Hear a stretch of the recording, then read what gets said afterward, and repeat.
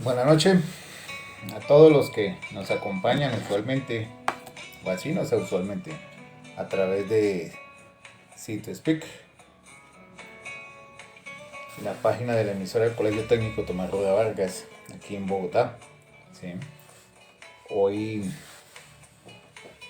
15 de julio,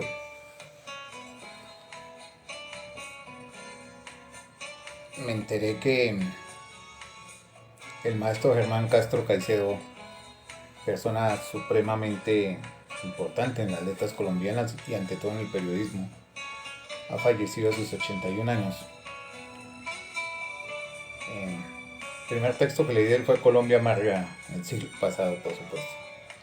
Una extensa obra, pero ante todo muy profunda, con un estilo diferente. Entonces, en la tumba del maestro Germán Castro Caicedo, mucha paz. ¿Ya? Ha llegado Yenivet y los demás colegas que usualmente nos acompañan y conformamos este grupo sabroso de lectura. Esta semana mis colegas han tenido problemas técnicos con el internet y pues espero que ese problema no me persiga a mí en el día de hoy. 3 cuentos, 3 autores y un lector para hoy. La clave 331, 331. Y con eso, y nuestra hora de los jueves, que es las 8:02, ya son las 8:03. Vamos a comenzar con un italiano, Alberto Moravia, y un texto interesante, me gusta, escogido para compartir con ustedes esta noche. Bueno, a lo que vinimos. Dejar a Matilde, de Alberto Moravia. Un amigo mío camionero ha escrito en el cristal del parabrisas, comillas, mujeres y motores, alegrías y dolores. No digo yo que no tenga sus buenas razones para decir que los dolores y las alegrías que le procuran las mujeres tengan más o menos el mismo peso en la balanza de su vida. Digo que al menos por lo que se refiere a Matilde y a mí, esa balanza andaba muy desequilibrada. Por un lado muy alto el platillo de las alegrías, por el otro muy bajo el platazo de los dolores. De modo que al final, tras un año de noviazgo de puras peleas, incumplimiento de palabra, bribonadas y traiciones, decidí dejarla a la primera oportunidad.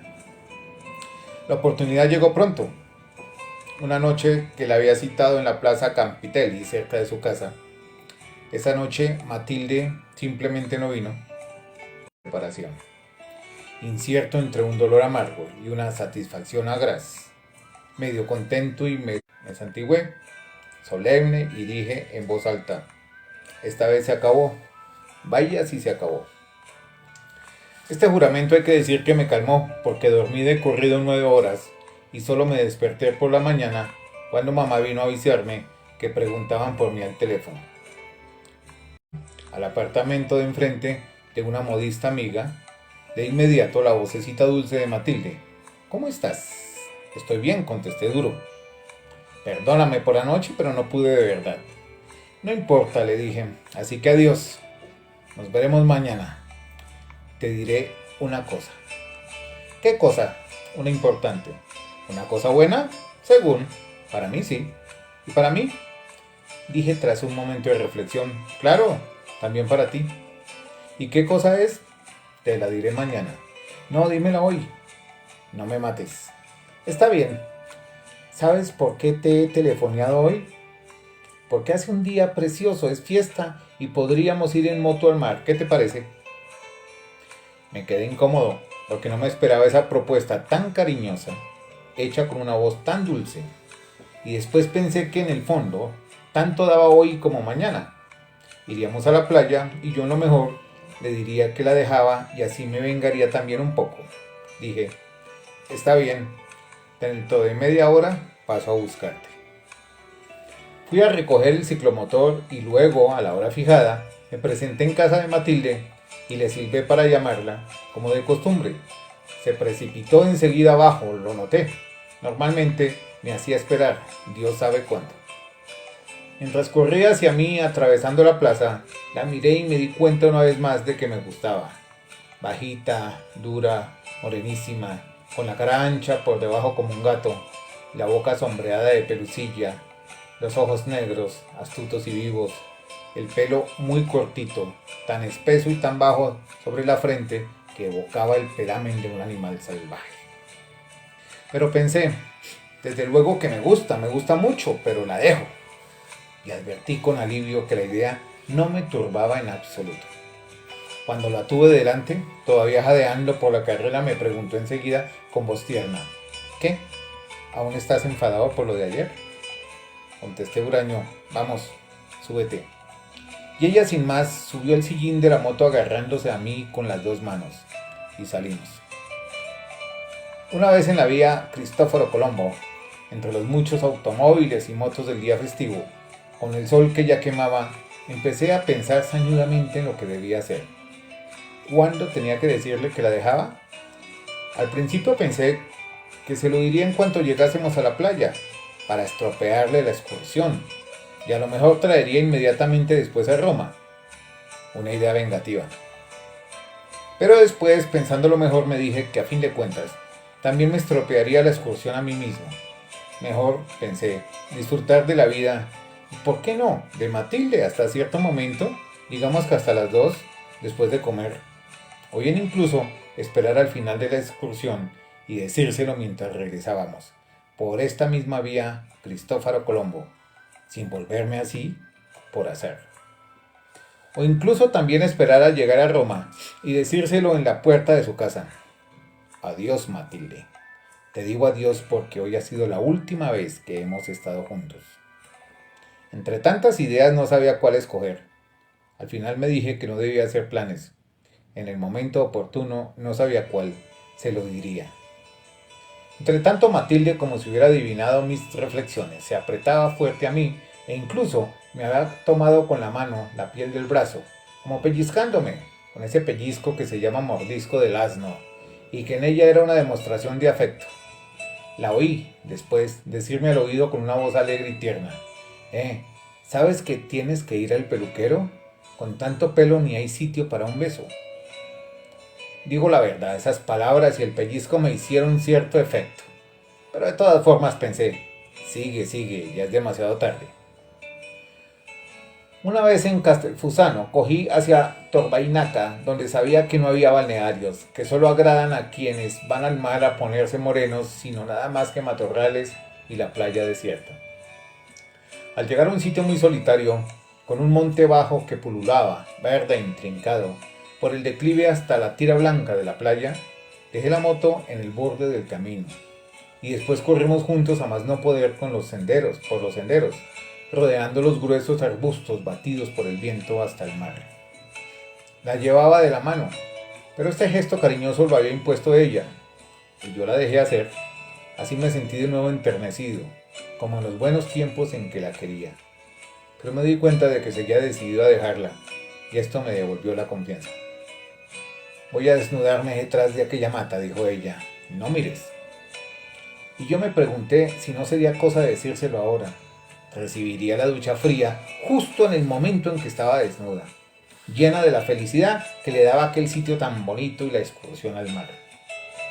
Pero cuando me volví hacia ella y vi asomar por la mata sus hombros delicados con los brazos levantados y quitarse la falda por la cabeza, se me fueron las ganas. Tanto más cuanto que ella decía siempre con su voz cariñosa: Julio, no te creas que no me doy cuenta, me estás mirando. Así fuimos a tumbarnos en la arena, yo boca abajo y ella hacia arriba, con la cabeza en mi espalda como en un cojín.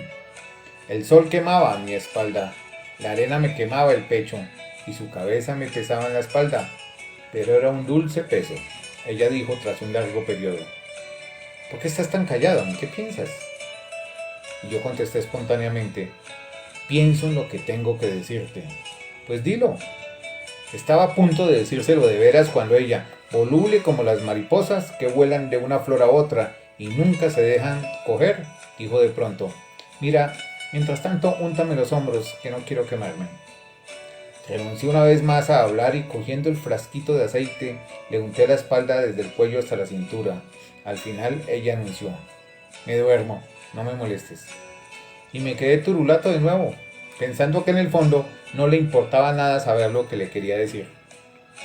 Matilde durmió quizá una hora, después se despertó y propuso: caminemos a lo largo del mar. Es pronto para bañarse, pero al menos quiero mojarme los pies en el agua.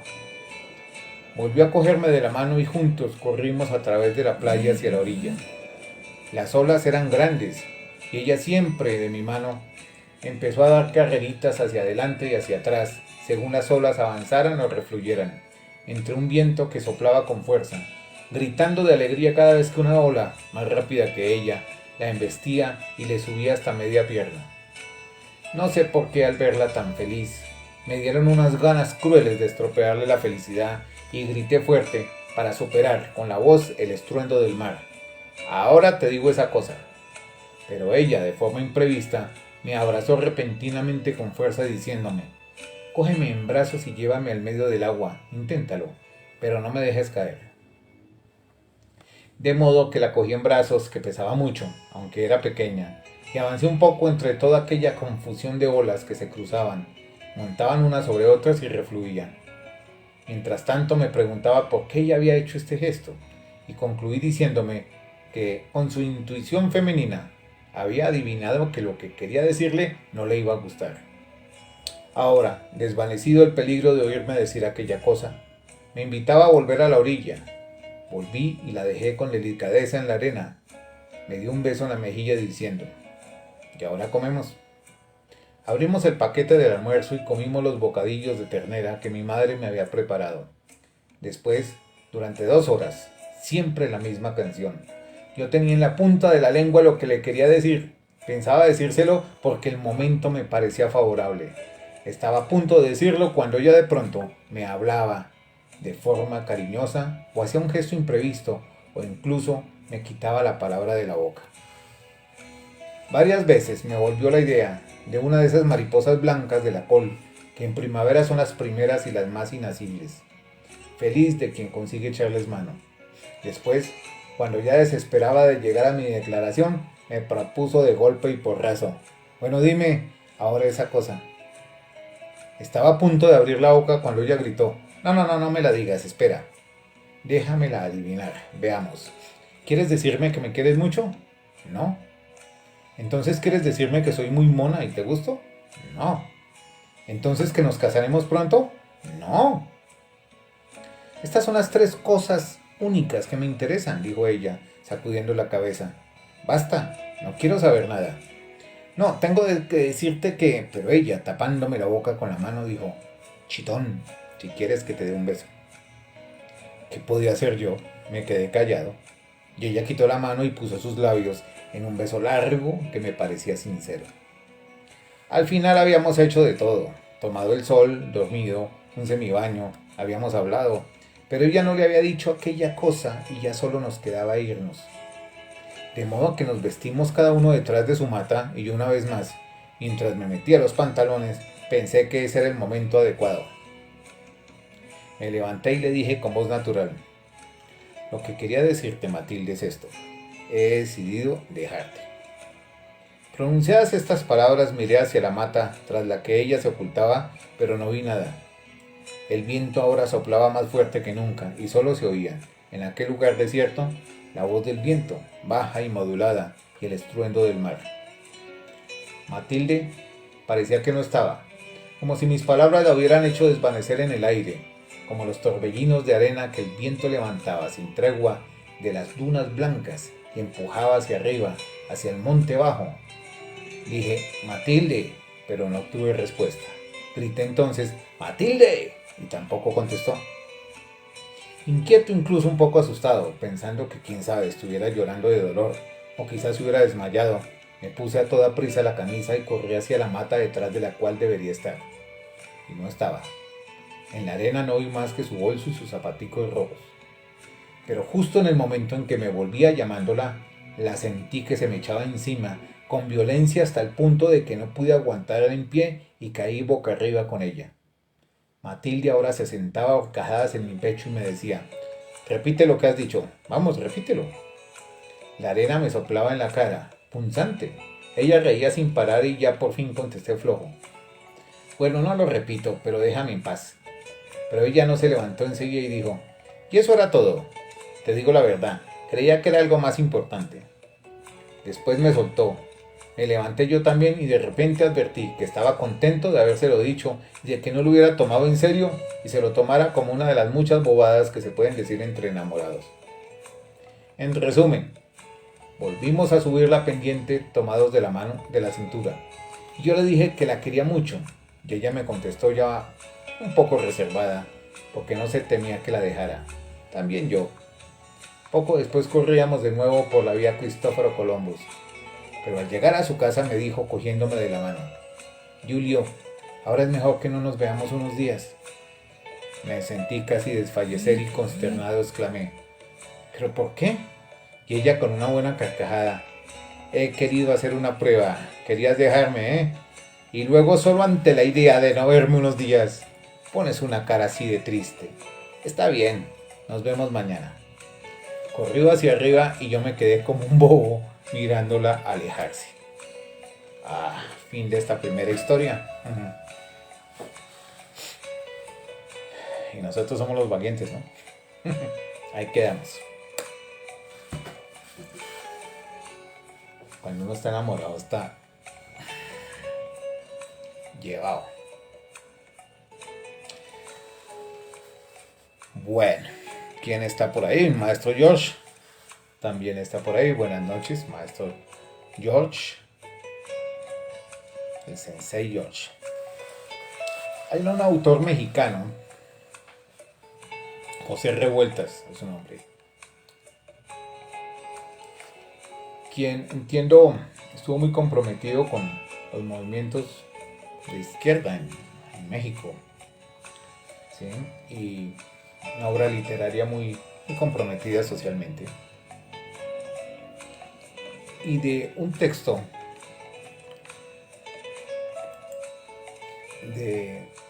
se llama Dormir en Tierra, de Ediciones Era. Tomé este cuento de José Revueltas, mexicano, Dios en la Tierra. La población estaba cerrada con odio y con piedras, cerrada completamente como si sobre sus puertas y ventanas se hubieran colocado lápidas enormes, sin dimensión de tan profundas, de tan gruesas, de Dios. Jamás un empecinamiento semejante, hecho de entidades incomprensibles, inabarcables, que venían, ¿de dónde? De la Biblia, del Génesis, de las tinieblas, antes de la luz. Las rocas se mueven, las inmensas piedras del mundo cambian de sitio, avanzan 1 milímetro por siglo. Pero esto no se alteraba, este odio venía de lo más lejano y lo más bárbaro. Era el odio de Dios. Dios mismo estaba ahí apretando en su puño la vida, agarrando la tierra entre sus dedos gruesos, entre sus descomunales dedos de encina y de rabia. Hasta un descreído no puede dejar de pensar en Dios. ¿Por qué? ¿Quién sino Él? ¿Quién sino una cosa sin forma, sin principio ni fin, sin medida, puede cerrar las puertas de tal manera? Todas las puertas cerradas en nombre de Dios. Toda la locura y la terquedad del mundo en nombre de Dios. Dios de los ejércitos, Dios de los dientes apretados, Dios fuerte y terrible, hostil y sordo, de piedra ardiendo, de sangre helada. Y eso era ahí en todo lugar, porque Él, según una vieja y enloquecedora maldición, está en todo lugar.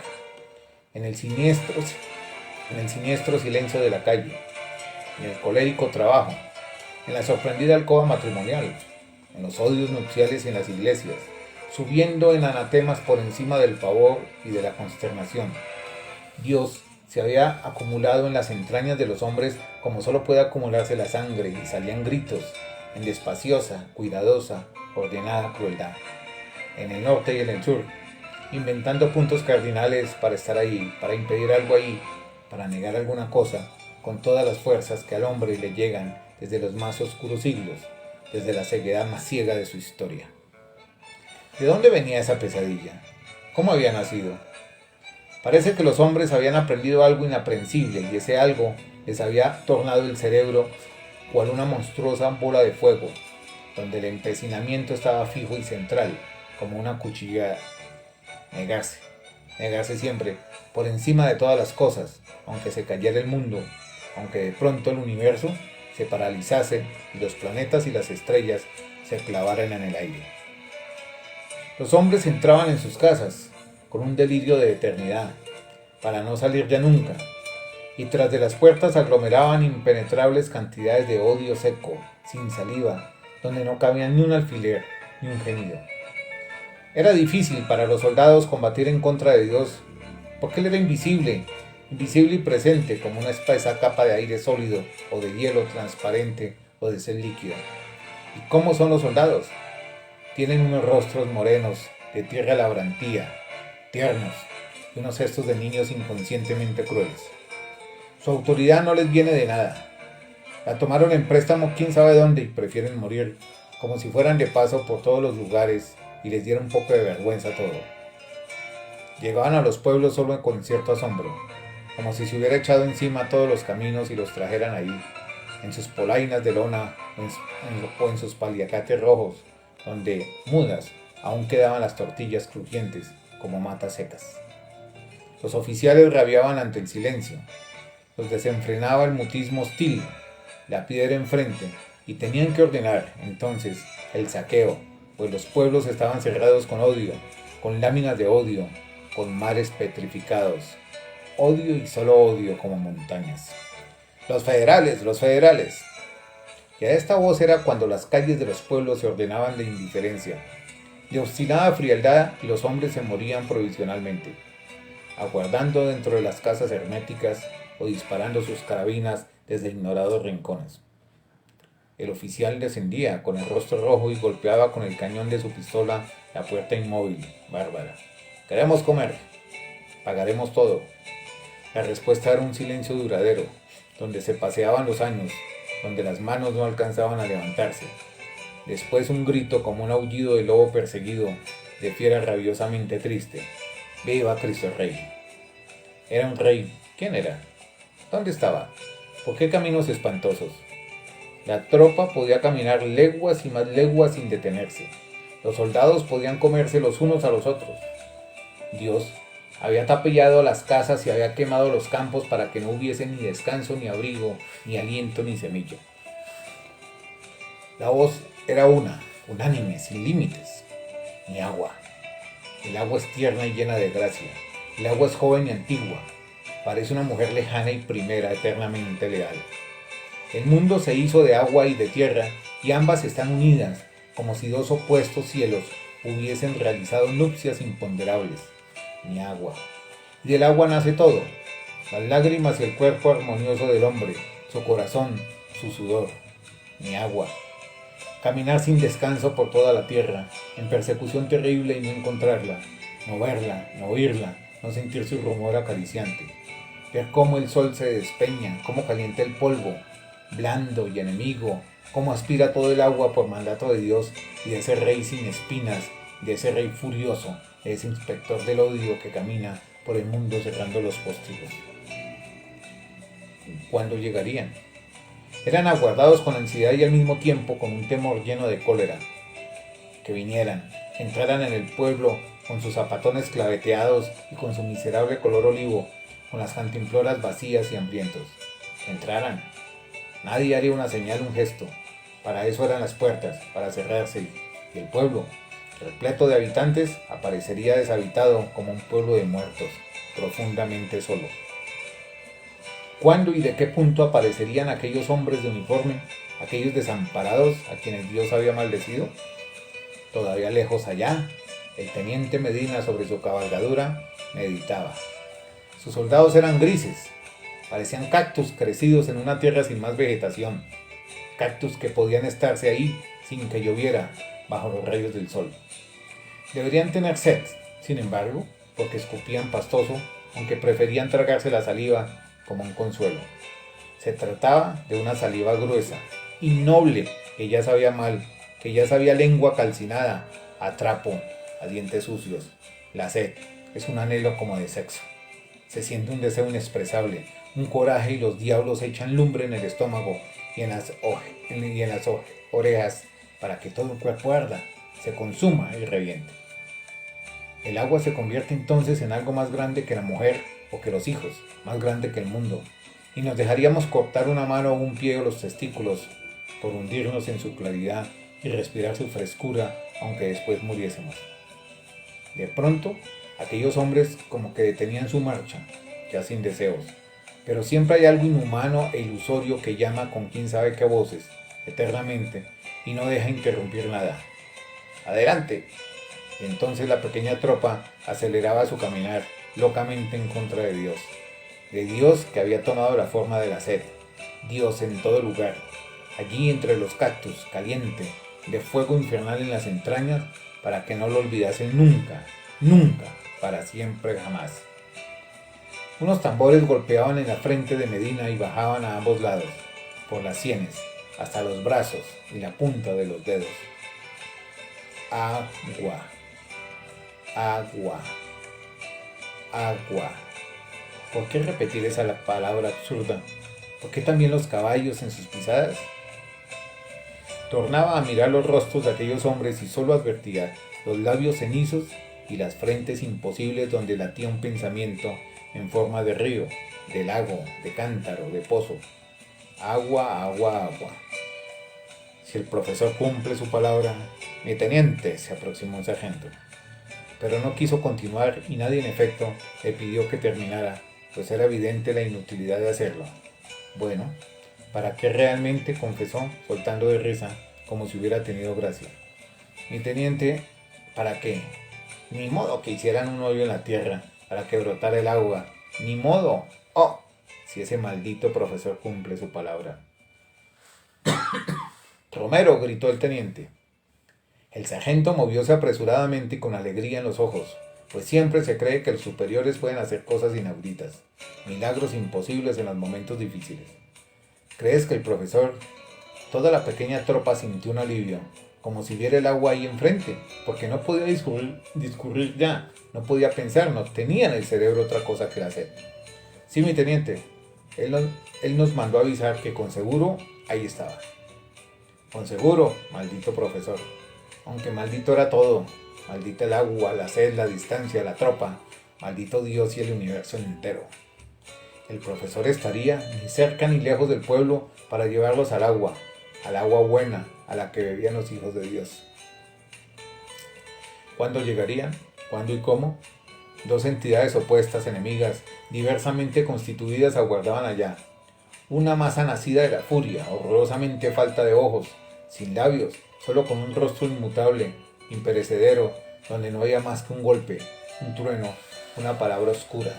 Cristo Rey, y un hombre febril y anhelante, cuyo corazón latía sin cesar, sobresaltado, para darles agua, para darles un líquido puro, extraordinario, que bajaría por las gargantas y llegaría a las venas, alegre, estremecido y cantando.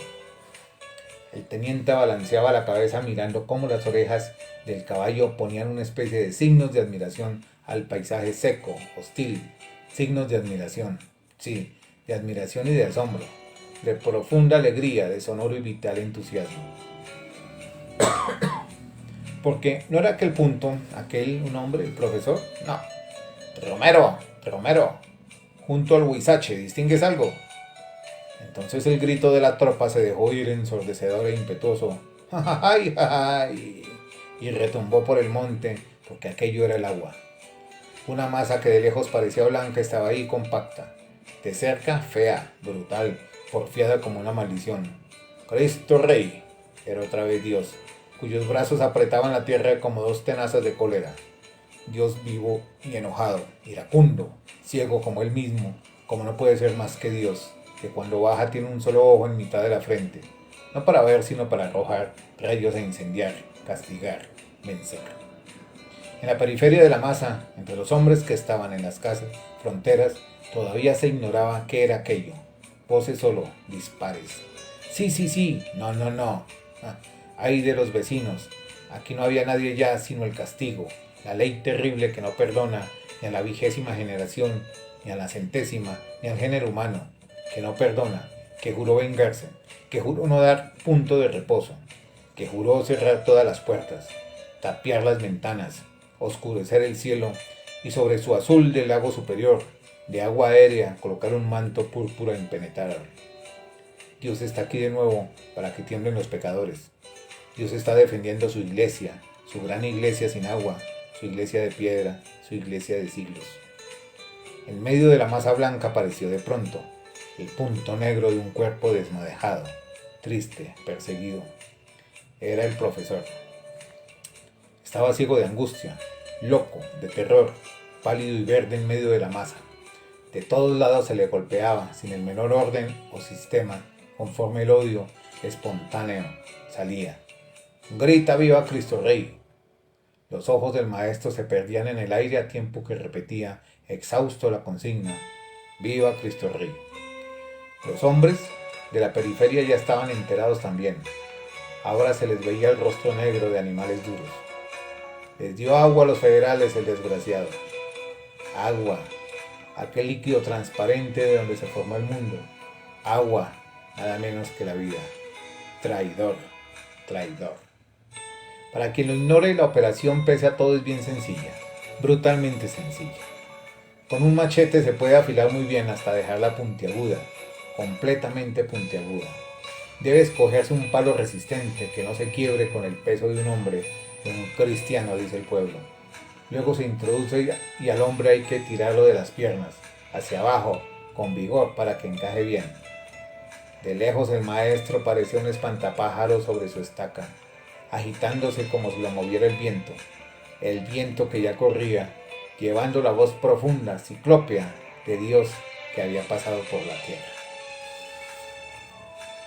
Bueno, segundo cuento diferente, menos amable, una visión de un escritor mexicano, José Revueltas, ¿sí? Y como en el teléfono no vislumbro quién más está por ahí, pues si alguien llegó después de mi primer saludo, bienvenidos. Vamos a la tercera historia, que es de un argentino, de Leopoldo Lugones. Y esta tercera historia dice, intitulada La lluvia de fuego.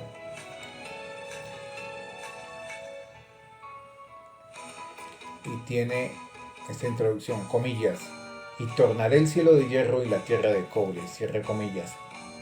El Levítico 26:19. En esta cita bíblica comienza Leopoldo Lugones a decir lo siguiente. Recuerdo que era un día de sol hermoso, lleno del hormigueo popular en las calles atronadas de vehículos. Un día asaz cálido y de textura perfecta.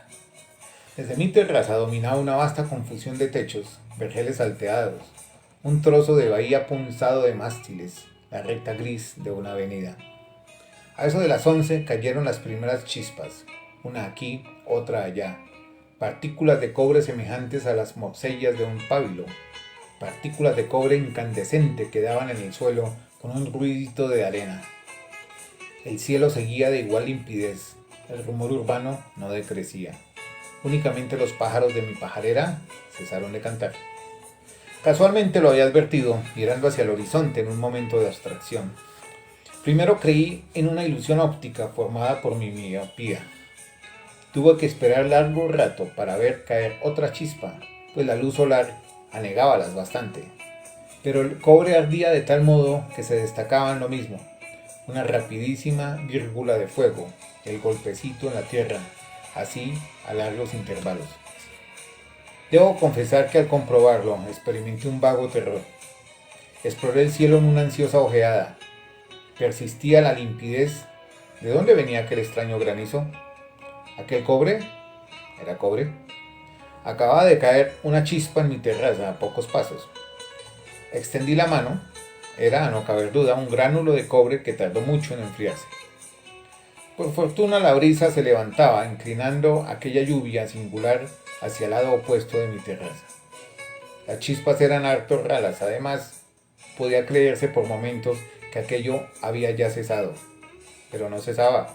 uno que otro, eso sí, pero caían siempre los temibles gránulos. Miedo de las chispas. Verdad es que el toldo, corrido para evitar el sol, me resguardaba. ¿Me resguardaba?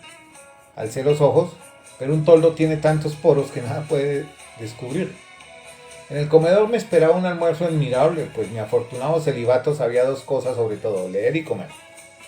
Excepto la biblioteca, el comedor era mi orgullo. Ahito de mujeres y un poco gotoso, en punto a vicios amables nada podía esperar yo, sino de la guía. Comía solo, mientras un esclavo me leía narraciones geográficas. Nunca había podido comprender las comidas en compañía, y si las mujeres me hastiaban, como he dicho, ya comprenderéis que aborrecía a los hombres. 10 años me separaban de mi última orgía. Desde entonces entregaba a mis jardines, a mis peces, a mis pájaros, faltábame tiempo para salir. Alguna vez en las tardes muy calurosas, un paseo a la orilla del lago, me gustaba verlo, escamado de luna al anochecer, pero esto era todo y pasaba meses sin frecuentarlo. La vasta ciudad libertina era para mí un desierto donde se refugiaban mis placeres.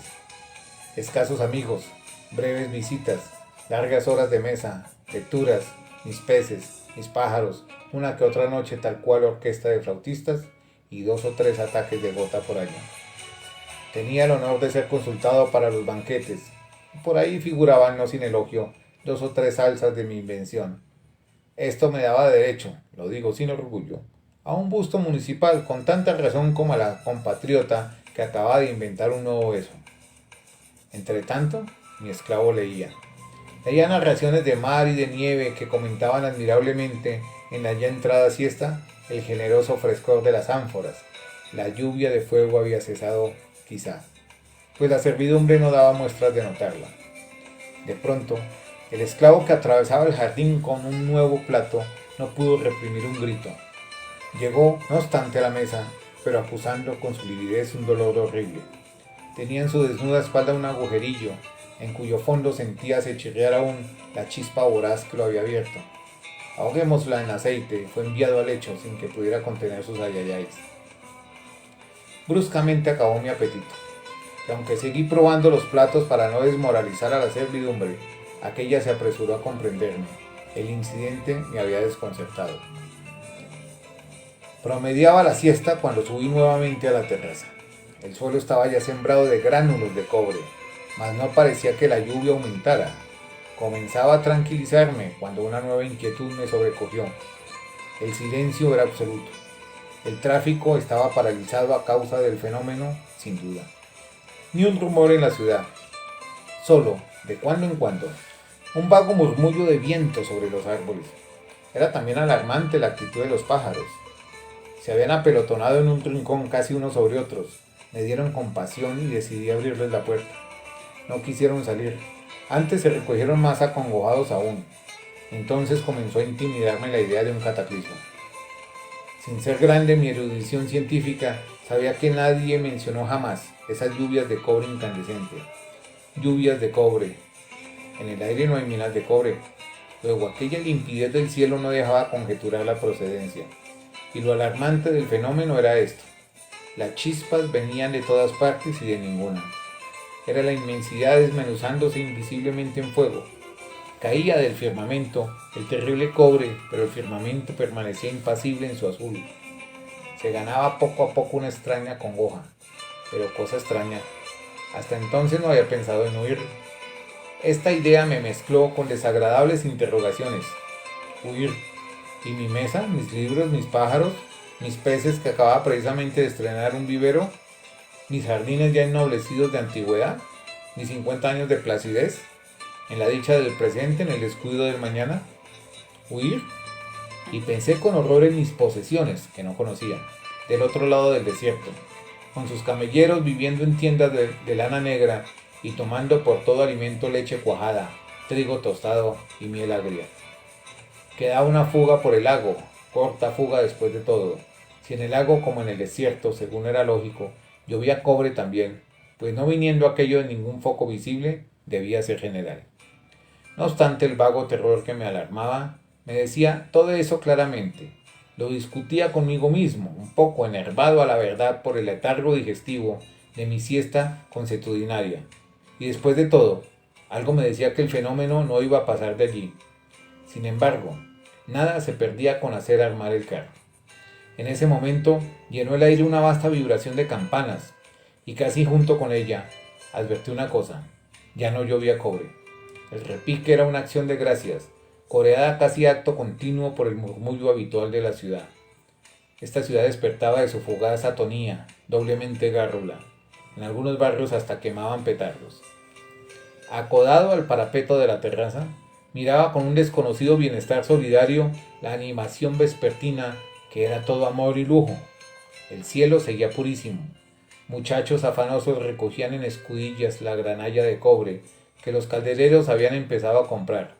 Era todo cuanto quedaba de la grande amenaza celeste.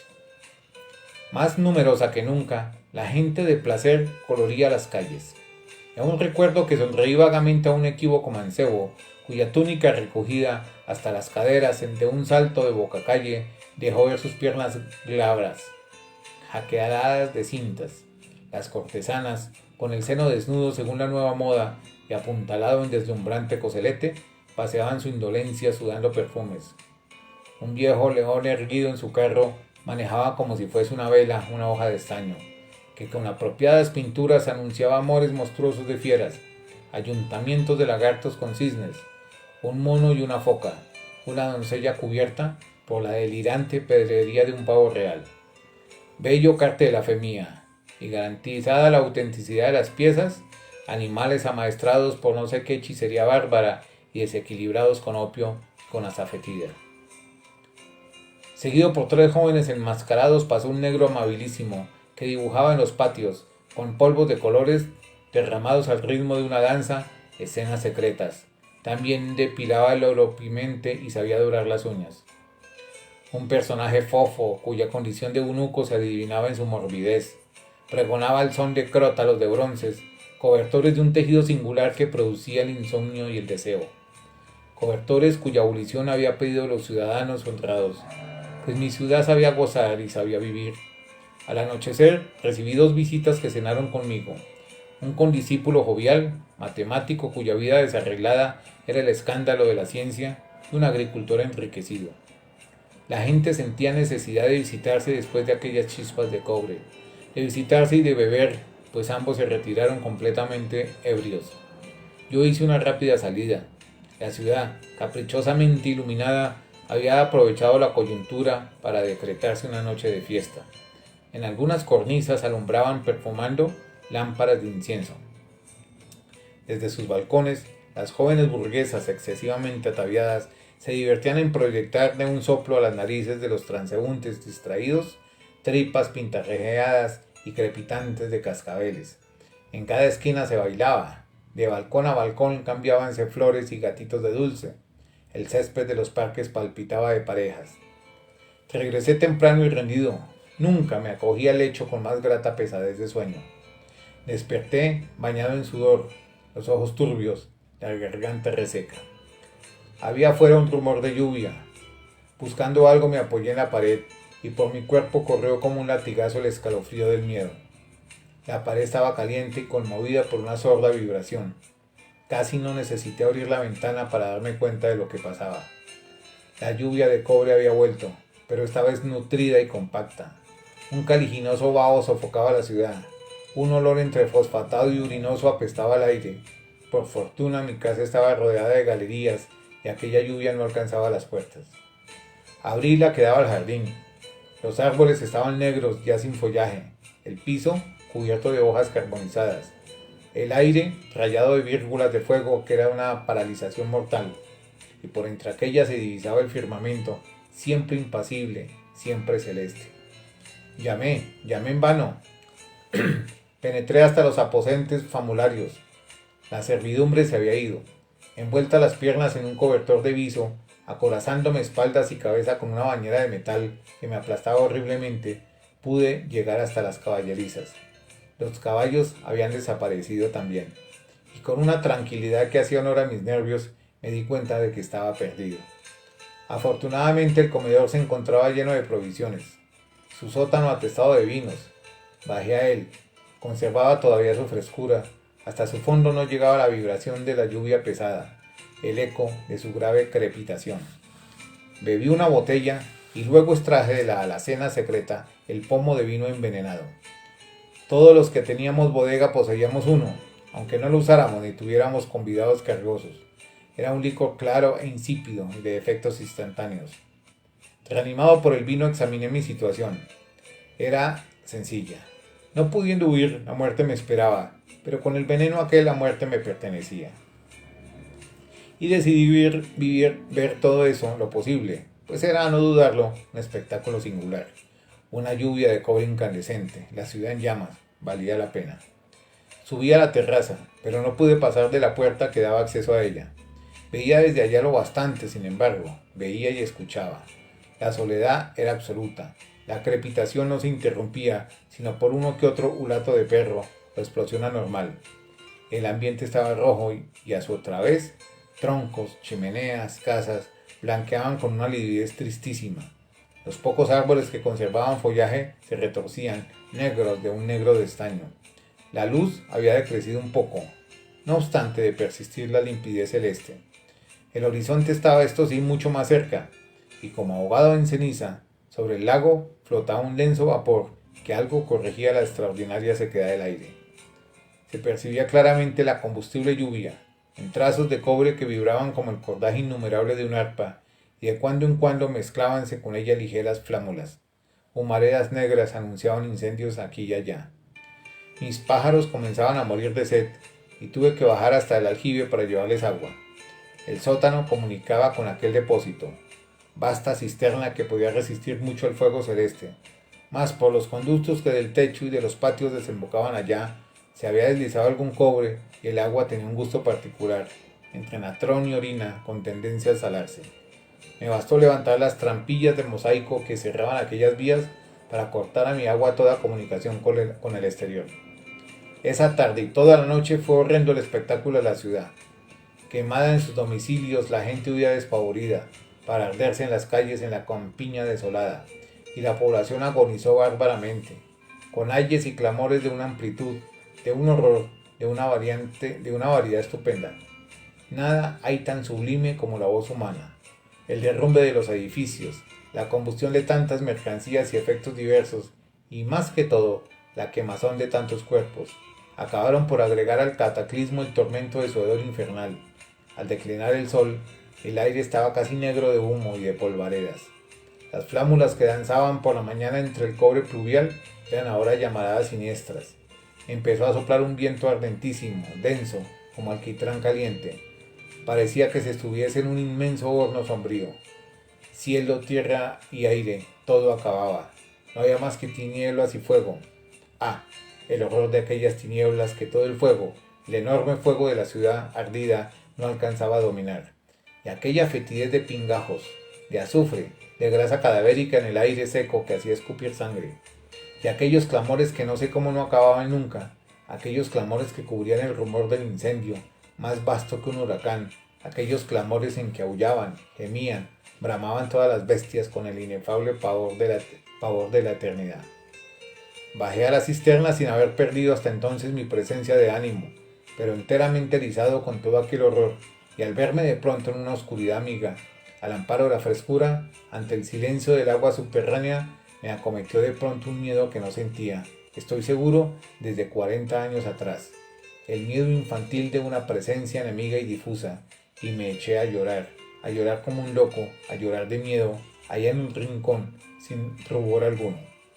No fue sino muy tarde, cuando al escuchar el derrumbe de un techo, se me ocurrió apuntalar la puerta del sótano. Lo hice con su propia escalera y algunos barrotes de la estantería, que me devolvió aquella defensa alguna tranquilidad, no porque hubiera de salvarme, sino por la benéfica influencia de la acción. Cayendo a cada instante en modorras que entrecortaban funestas pesadillas, pasé las horas. Continuamente oía derrumbes allá cerca. Había encendido 2 lámparas que traje conmigo para darme valor, pues la cisterna era asaz lóbrega. Hasta llegué a comer bien que, sin apetito, los restos de un pastel. En cambio bebí mucha agua. De repente mis lámparas empezaron a amortiguarse y junto con eso el terror paralizante esta vez me asaltó. Había gastado sin prevenirlo toda mi luz, pues no tenía sino aquellas lámparas. No advertí al descender esa tarde traerlas todas conmigo. Las luces decrecieron y se apagaron. Entonces advertí que la cisterna empezaba a llenarse con el hedor del incendio. No quedaba otro remedio que salir. Y luego todo era preferible a morir asfixiado como una limaña en su cueva. A duras penas conseguí alzar la tapa del sótano que los escombros del comedor cubrían. Por segunda vez había cesado la lluvia infernal, pero la ciudad ya no existía. Techos, puertas, gran cantidad de muros, todas las torres yacían en ruinas. El silencio era colosal, un verdadero silencio de catástrofe. 5 o 6 grandes humaredas empinaban aún sus penachos, y bajo el cielo que no se había enturbiado ni un momento, un cielo cuya crudeza azul certificaba indiferencias eternas. La pobre ciudad, mi pobre ciudad, muerta, muerta para siempre, hedía como un verdadero cadáver. La singularidad de la situación, lo enorme del fenómeno y sin duda también el regocijo de haberme salvado, único entre todos, cohibían mi dolor, reemplazándolo por una curiosidad sombría. El arco de mi zaguán había quedado en pie, y haciéndome de las alarajas pude llegar hasta su ápice.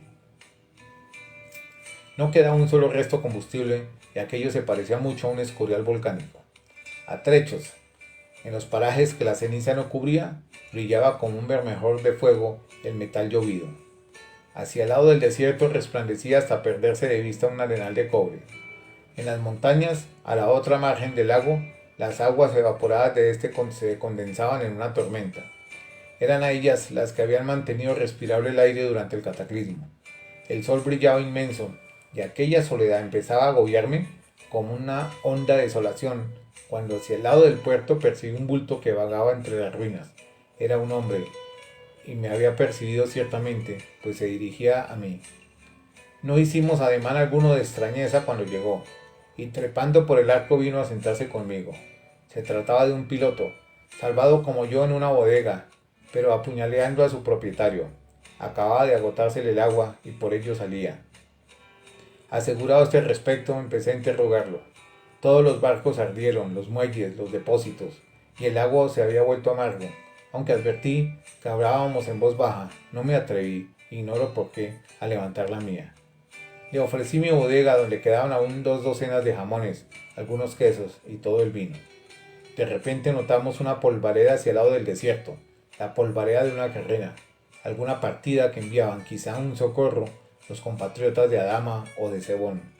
Pronto hubimos de sustituir esta esperanza por un espectáculo tan desolador como peligroso. Era un tropel de leones, las fieras sobrevivientes del desierto que acudían a la ciudad como a un oasis, furiosos de sed, enloquecidos del cataclismo. La sed y no el hambre los enfurecía, pues pasaron junto a nosotros sin advertirnos, y en qué estado venían. Nada como ellos revelaba tan lúgubremente la catástrofe. Pelados como gatos sarnosos, reducidos a escasos chicharrones de acrín, secos los ijares, en una desproporción de cómicos a medio vestir con la fiera cabezota, el rabo agudo y crispado como el de una rata que huye, las garras pustulosas, chorreando sangre, todo aquello decía a las claras sus 3 días de horror bajo el azote celeste, al azar de las inseguras cavernas que no habían conseguido ampararlos. Rondaban los surtidores secos con un desvarío humano en sus ojos, y bruscamente reemprendían su carrera en busca de otro depósito, agotado también, hasta que sentándose por último en torno del potrero, con el calcinado hocico en alto, la mirada vagorosa de desolación y de eternidad, quejándose al cielo, estoy seguro, se pusieron a rugir. A nada, ni el cataclismo con sus horrores, ni el clamor de la ciudad moribunda era tan horroroso como ese llanto de fiera sobre las ruinas. Aquellos rugidos tenían una evidencia de palabra. Lloraban quién sabe qué dolores de inconsciencia y de desierto a alguna divinidad oscura. El alma sucinta de la bestia agregaba a sus terrores de muerte el pavor de lo incomprensible. Si todo estaba lo mismo, el sol cotidiano, el cielo eterno, el desierto familiar, ¿por qué se ardían y por qué no había agua? Y careciendo de toda idea de relación con los fenómenos, su horror era ciego, es decir, más espantoso. El transporte de su dolor se elevaba a cierta vaga noción de proveniencia, ante aquel cielo de donde había estado cayendo la lluvia infernal, y sus rugidos preguntaban ciertamente algo a la cosa tremenda que causaba su padecer. Ah, esos rugidos, lo único de grandioso que conservaban aún aquellas fieras disminuidas. cual comentaban el horrendo secreto de la catástrofe, como interpretaban en su dolor irremediable la eterna soledad, el eterno silencio y la eterna sed. Aquello no debía durar mucho. El metal candente empezó a llover de nuevo, más compacto y más pesado que nunca. En nuestro súbito descenso alcanzamos a ver que las fieras se desbandaban buscando abrigo bajo los escombros. Llegamos a la bodega, no sin que nos alcanzaran algunas chispas, y comprendiendo que aquel nuevo chaparrón iba a consumar la ruina, me dispuse a concluir. Mientras mi compañero abusaba de la bodega por primera y última vez, a buen seguro decidí aprovechar el agua de la cisterna en mi baño fúnebre, y después de buscar inútilmente un trozo de jabón, descendí a ella por la escalinata que servía para efectuar su limpieza. Llevaba conmigo el pomo de veneno, que me causaba un gran bienestar apenas turbado por la curiosidad de la muerte. El agua fresca y la oscuridad me devolvieron a las voluptuosidades de mi existencia de rico que acababa de concluir. Hundido hasta el cuello, el regocijo de la limpieza y una dulce impresión de domesticidad acabaron de serenarme. Oía afuera el huracán de fuego. Comenzaban otra vez a caer escombros. De la bodega no llegaba un solo rumor. Percibí en eso un reflejo en llamas que entraban por la puerta del sótano, el característico tufo urinoso. Llevé el pomo a mis labios y... fin, se suicidó el hombre. Bueno, 3 historias totalmente diferentes. La primera, muy juvenil, muy de enamorados, en la cual no hubo un final así como grave, como pasa con algunos enamorados. La segunda, que tiene que ver más con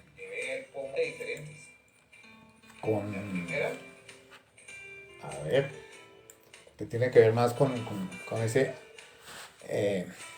esa guerra de los cristeros, posiblemente que se ocurrió en México en el siglo pasado. Esta última, que es como la descripción de una erupción, ¿no? Que todo acaba en el fuego alrededor nuestro.